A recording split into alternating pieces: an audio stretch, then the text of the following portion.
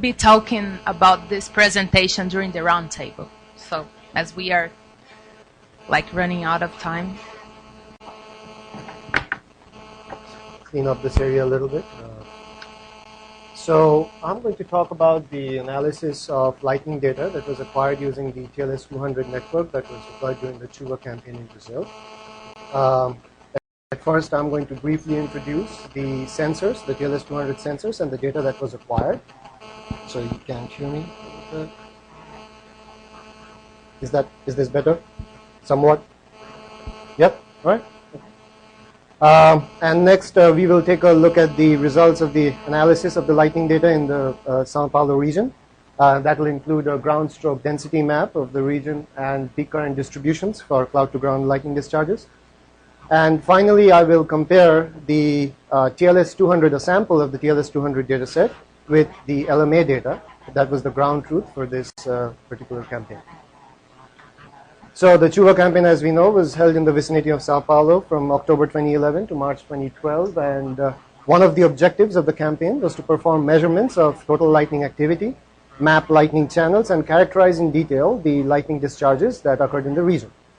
Vaisala installed a 5-sensor TLS200 network, the TLS200 total lightning sensor, and it combines VHF interferometry with LF magnetic direction finding and time of arrival technologies. The network was operational from January to March 2012 and detected total lightning activity in a region with an approximate radius of about 100 kilometers around Sao Paulo. And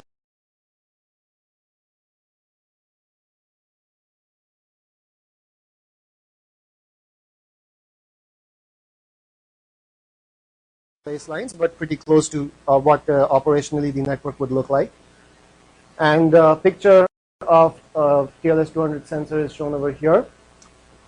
The VHF portion of the sensor actually uses 5 dipoles, and you can barely try to make out those dipoles in this picture. And these 5 dipoles, well, the combination of these 5 dipoles, we use interferometry. The resultant interferometry gives us the measure of the arrival azimuth of electromagnetic sources by integrating over a certain period of time. And this sensor also has an LF portion, which is functionally similar to sensors such as the TLS200, which are deployed in continental scale networks like the US NLDN, for example. The LF portion of this network consists of magnetic direction finding and time of arrival technologies, and allows us to geolocate cloud to ground and cloud lightning discharges.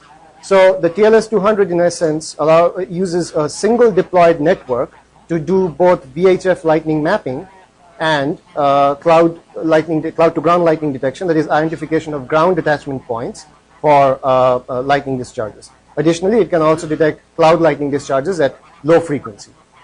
So the primary difference, very briefly, between VHF lightning mapping and the cloud lightning detection at low frequency is, as we know, that for VHF lightning mapping, we are detecting the sources, of the electromagnetic sources that are radiated as a part of the channel formation process itself.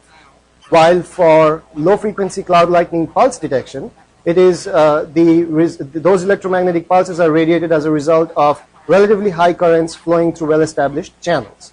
So it's sort of different manifestations of the same lightning process that produces these sources that are one is being detected at VHF and the other at LF. Now, for the TLS200 network that was deployed in CHUVA, we actually detected about 300,000 cloud-to-ground flashes in the January to March 2012 period, of which about 3% transferred positive charge to ground effectively, and about 97% transferred negative charge to ground effectively. And a larger number of cloud-to-ground flashes were found to occur in the month of February than in January or March. And this plot over here shows the cloud-to-ground stroke density in a 125 by 125 kilometer box with a 1 square kilometer grid. And as can be seen from this plot, the number of strokes per square kilometer ranged from a few to above 28 strokes per square kilometer. And the highest stroke densities were found to be somewhat over the Sao Paulo urban region, maybe a little bit shifted from that, but it's indicated by the pink color. And one thing to note over here is that this is the stroke density for only the 3 months from January to March, and it cannot be taken as a true representation of long-term stroke density plots that are produced by lightning occurrence statistics for several years. Next, let us take a look at the peak current distribution that was for positive lightning that was detected during these 3 months. The horizontal axis, I should mention, is truncated at 160 kiloamps. Even though there were lightning events, a very small percentage of lightning events that had peak currents above this value, about only 0.2%. The peak currents for positive lightning ranged from 15 kiloamps to 235 kiloamps as reported by the network, with the geometric mean being, the median value being 25 kiloamps and the arithmetic mean being 34 kiloamps. Now, I should mention over here that the minimum peak current being, that this constant value of 15 kiloamps is an artifact of the network. How this TLS200 network works is that for all events having estimated peak currents of less than 15 kiloamps and the initial polarity same as positive return strokes, those events are automatically classified as cloud discharges by this network, and hence this constant value of 15 kiloamps for positive discharges. When we group these strokes into flashes, we found that the multiplicity of the strokes for positive lightning was about 1.2. Now, this is consistent with the results that are reported by Saba et al. 2010 for Brazil, Arizona, and Austria. And actually, for positive lightning, multiplicity values ranging from 1 to 1.3 have been reported in various places, such as in Germany and Florida and the US Great Central Plains. This plot shows the peak current distribution for negative lightning discharges, negative cloud to ground strokes. And again, the horizontal axis is truncated at minus 100 kiloamps because a very small fraction of about 0.05% of the strokes had peak currents above the absolute value of 100 kiloamps. The peak currents ranged from less than a kiloamp to 333 kiloamps for the discharges that were classified as negative cloud to ground by this network, with the median value being minus 11 kiloamps and the arithmetic mean value being minus 14 kiloamps. Now, I should mention over here that events that have peak currents, estimated peak currents of about a few kiloamps or less, are likely to be misclassified cloud discharges, as most lightning locating systems have a tendency to do this. They misclassify these low peak current events as cloud to ground discharges and vice versa. The multiplicity for this particular data set was found to be 2.4. That is, the number of strokes for negative lightning flash was 2.4. This is somewhat lower than 3.9 that has been reported by Saraiva et al. For Brazil. And it's also lower than what's been reported by Rakov and Newman for Florida of about 4.6. And mind you, these studies, Saraiva et al. Used high-speed video records and TV records along with electric fields were used for Rakov and Newman. So there was good basis for those multiplicity values. And so it seems that this network underestimated the multiplicity reported, and this is typical for lightning locating systems, where often low peak current cloud lightning pulses or leader pulses are actually classified as cloud to ground discharges, single stroke cloud to ground discharges, thus dragging down the multiplicity value somewhat.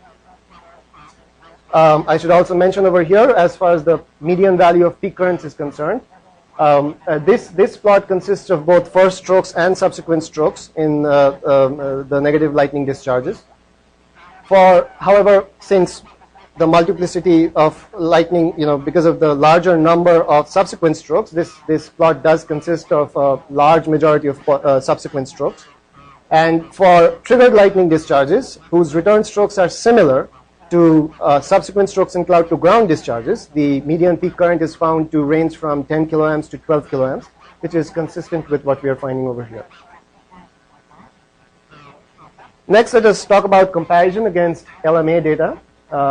Shown over here is a 24-hour period of lightning mapping area data, the VHF data, and we cleaned up the data somewhat using techniques similar to what Jeff was describing in his presentation earlier. And this data is taken from January 16, 2012 for this particular day. because small, fairly isolated thunderstorms with low total lightning flash rates occurred during this particular day. And that allowed us to actually discretely look at individual flashes and count the flashes manually.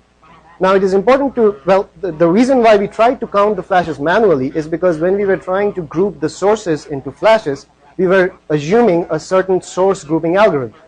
And for a small sample set, what we did was that we counted the flashes manually and then made sure that the source grouping algorithm criteria of space-time grouping was consistent with the manual flash count. So what we did for this analysis, actually also shown over here are two boxes, one toward the north and one toward the south, and we considered the data inside these boxes as our two primary regions of comparison. Now, what we did in this analysis is that we took the VHF data from the LMA and the TLS200 networks, and we fed them through this source grouping algorithm that is described in Lajou and Cummins 2005 for direct comparison. We will look at the results of the comparison in the next slide. The VHF flashes were then also correlated with the cloud to ground strokes available from the LF portion of the TLS200 network, such that all VHF flashes could be divided into known cloud and known cloud to ground. So those that had identified ground attachment points were classified as known cloud to ground flashes. And finally, what we did was that we took our LF cloud discharges that were detected by the TLS200 network, and we correlated them with the two VHF data sets to figure out what the detection efficiency was for the LF cloud discharges. So this table over here on top shows the number of flashes reported by the LMA and the TLS200 for the known IC and the known CG types in the southern box and the northern box that we saw in that picture. As can be seen from this table, we found that the flash counts after passing the source data through the source grouping algorithm for both LMA and TLS200 in each case is pretty consistent with each other. And this is also consistent with the results that, that Jeff was talking about, where he said that the LMA data and the TLS200 VHF data seem to be tied. And so we can expect the detection efficiency of the LMA network and the TLS200 VHF mapping network to be somewhat similar. And we expect the cloud lightning detection efficiency for these networks to be of the order of about 90%. The table below shows the LF low frequency cloud lightning detection efficiency of the TLS200 network versus the two VHF data sets that we are considering here. So for example, 47% of the flashes that were reported by the LMA as known cloud discharges were also reported by the LF portion of the TLS200 network. And 69% of LMA flashes that were known cloud to grounds had associated IC pulses that were reported by the LF portion of the TLS200 network. Overall, we found that the net detection efficiency for the low-frequency cloud lightning detection of the TLS200 ranged from about 46% to 58% of these VHF datasets. Now, another interesting thing that we found was that not only were there single LF cloud pulses detected per VHF flash, actually we found that majority of the flashes, for majority of the VHF flashes, multiple LF IC pulses were detected and geolocated. This histogram shows the number of LF IC pulses per flash, and as can be seen from this histogram, about 65% of VHF flashes had 2 or more reported LF pulses, and about 40% had 3 or more LF pulses per VHF flash. So as we increase the number of LF pulses detected, remember that LF pulses are an indication of a high current carrying channel, and VHF sources actually allows us to draw the picture of the lightning flash. We can overlay the two, and I'm not showing that graph over here, but we can overlay the two, and we can see that as we increase the detection of pulses in at low frequency, the pulses correlate pretty well with the VHF mapped flashes. So that correlation can be found very well. Some rudimentary channel following capability is seen with the LF cloud discharge data. So finally, to summarize, this analysis shows the major features of lightning activity in the Sao Paulo region for the CHUVA campaign. The network detected a total of about 300,000 cloud-to-ground flashes from the January to March period, of which 3% transferred positive charge to ground and 97% effectively transferred negative charge to ground. The VHF portion of the network had flash detection efficiency similar to that of the LMA network. That was the ground truth in this study. The LF portion of the TLS200 detected at least one cloud lightning pulse per flash for about 50% of all flashes, meaning that the flash detection efficiency for the LF portion of the network was close to 50%. And this is on top of course, about the 95% flash detection, cloud-to-ground flash detection efficiency that the TLS200 provides. And the